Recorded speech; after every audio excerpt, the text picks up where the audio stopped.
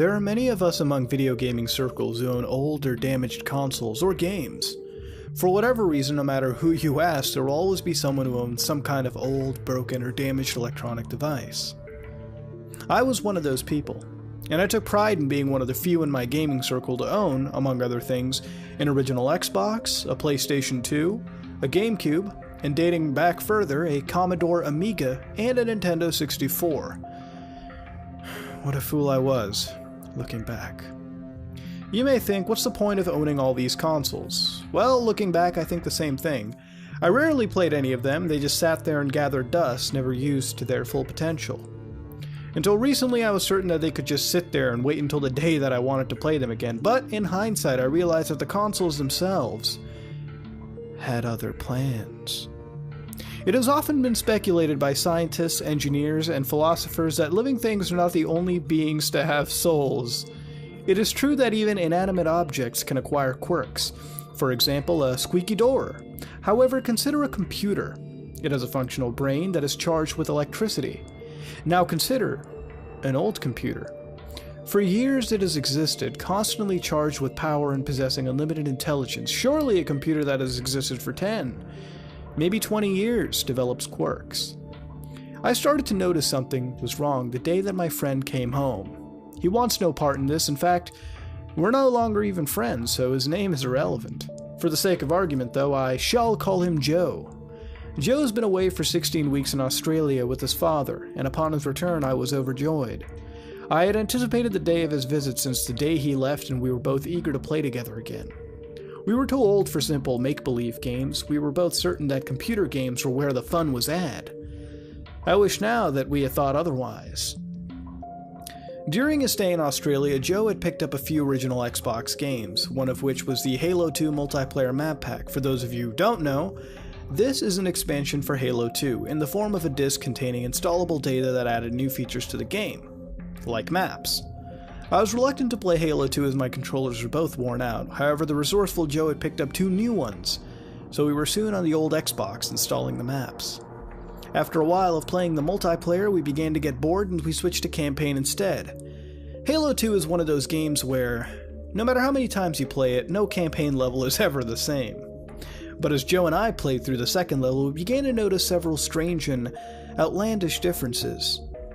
It started with the Brute. As we walked through the virtual African city, decimating Covenant forces, we decided to exploit a glitch to skip portions of the level by traveling across the rooftops. As we did so, however, we noticed a Brute walking into a corner.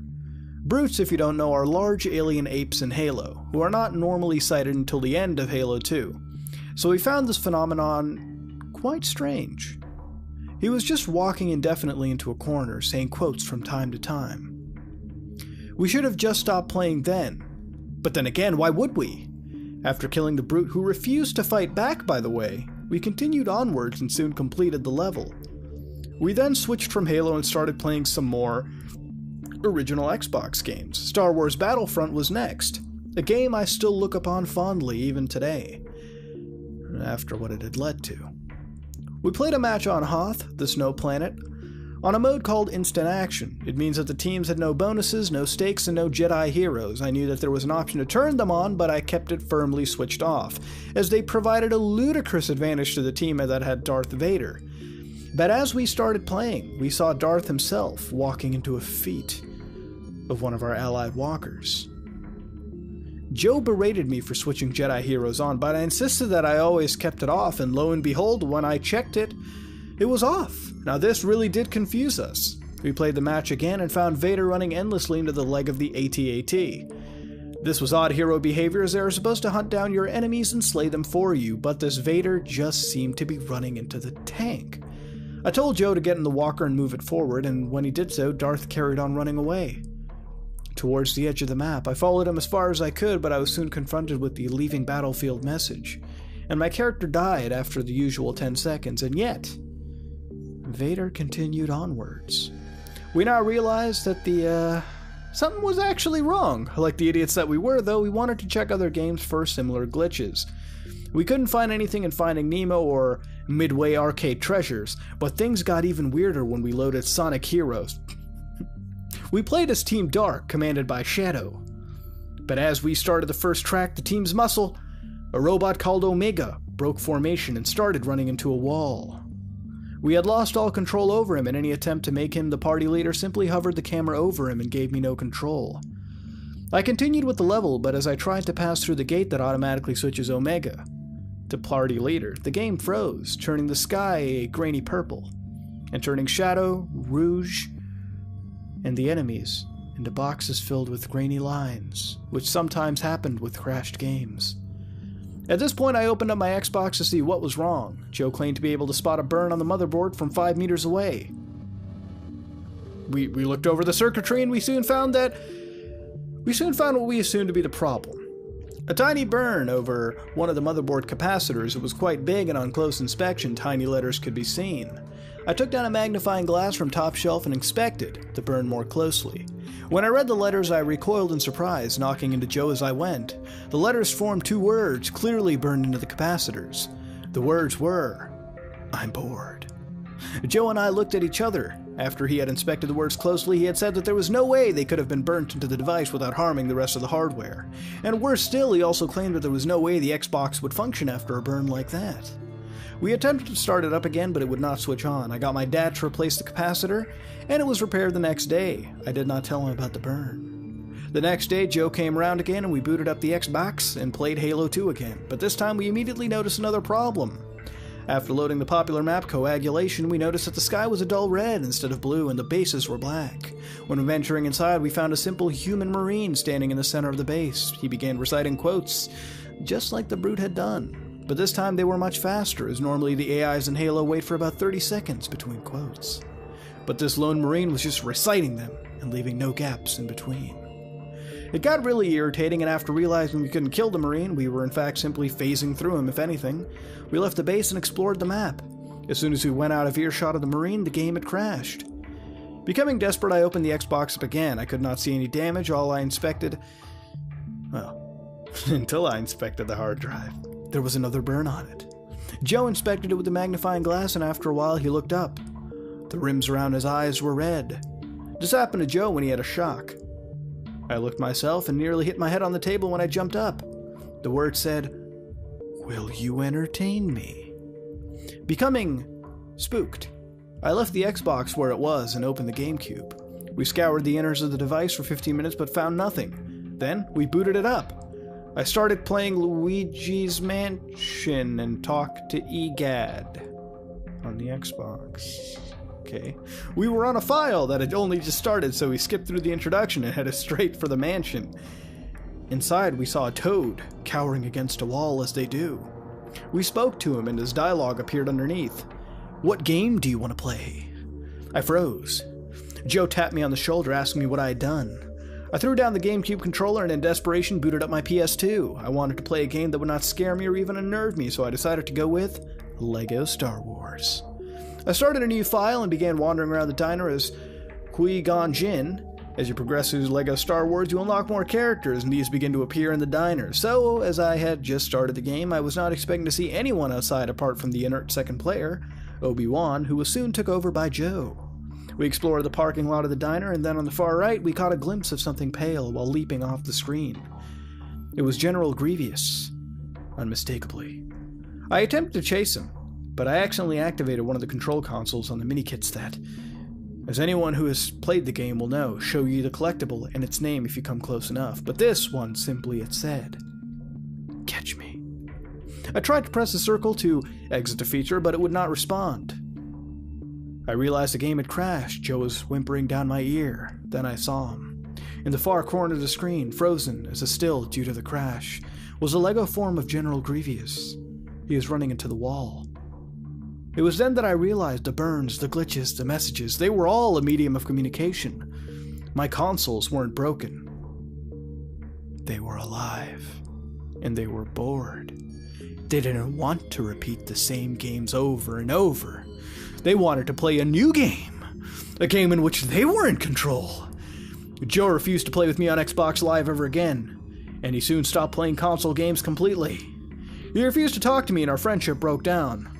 I still occasionally play on my Xbox 360, but glitches still freak me out. Maybe one day, I will play my old consoles again. I might even finally catch the little Vader or the Lego General Grievous. But if the game crashes when I don't let it win, it makes the game very boring. And you could say the same for the other way around. The next time you quit a game or switch off a console simply because you're not winning, or because you don't find it fun, think about the game itself. If the soul theory is true, then you are effectively cutting off the game for the living thing inside. And you never know. It might have been having fun. You know when something really hurts to read? Oh boy, here it is. Man, that fucking soul theory. I swear, the soul theory. Ugh. Okay, so where do we begin? Well, the fact that countless engineers and scientists have theorized that machines can develop souls. You really have no idea that hurt to read. I mean, my god, the bullshit that's fused from that. You can taste the crispness of it, every little chunk. And I'm sorry if that triggers some people, but god damn, it's the best way to explain it. It's just... oh, god. Here we don't have one game, or a creepy EXE title, or some crazy, deranged individual tossing games over a counter. No, we have multiple games, but more important than that, we have consoles that apparently have developed souls. We have the spooks, so to say, inside the possessed consoles, infecting numerous games. We've got Halo 2 all the way to Lego and Luigi's Mansion, which I swear to god, that one line where, I don't know if it made clear, if they totally omitted the part they were playing on the GameCube, it just completely threw me off when I was reading it, and I kept that in. I actually edited from an older, reading, just so you can see the initial reaction of just how out there this entire thing is, but that's a moot point, among many things. We have multiple different things, we have multiple games, but apparently the spookiest thing to happen inside them is characters walking into walls. In fact, I'm going to show you some really scary gameplay footage, reenacting this creepypasta. Now, I'm going to tell you right now, in my personal opinion, it's actually really scary. I did, in fact, shit myself watching it. So, again, you have been warned, but I'm going to play it really quick, okay? 3, 2, 1, let's go.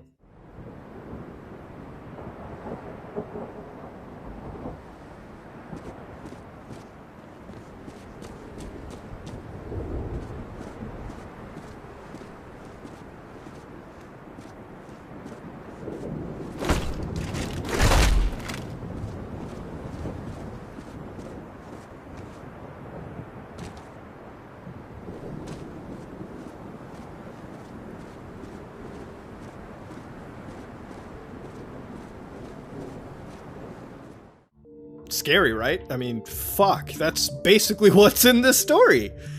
You have consoles that have words like I'm bored burned in, and what game do you want to play? I mean, that's kind of meta, right? I'm bored. But then you get messages all over your system, and look, if you ever open up a system and see a burn from 5 meters away, apparently, which it's a hell of a fucking distance. And if you put a magnifying glass up to it and read the words I'm bored, if you read any words burned into it like that, you put that away, you step back, and you start repressing it, because it's fucked! Overall, it's not scary, and if anything, these consoles just want new games, so what's the big deal? Stick a new game in it. That line at the end? Maybe a game is having fun. I swear, look, nothing makes sense here, alright? You really have to try to make something this amazingly shitty. But look, we're not assholes here at Some Ordinary Gamers, and I think anything can have redeeming values. Look, we read My Immortal over here, okay?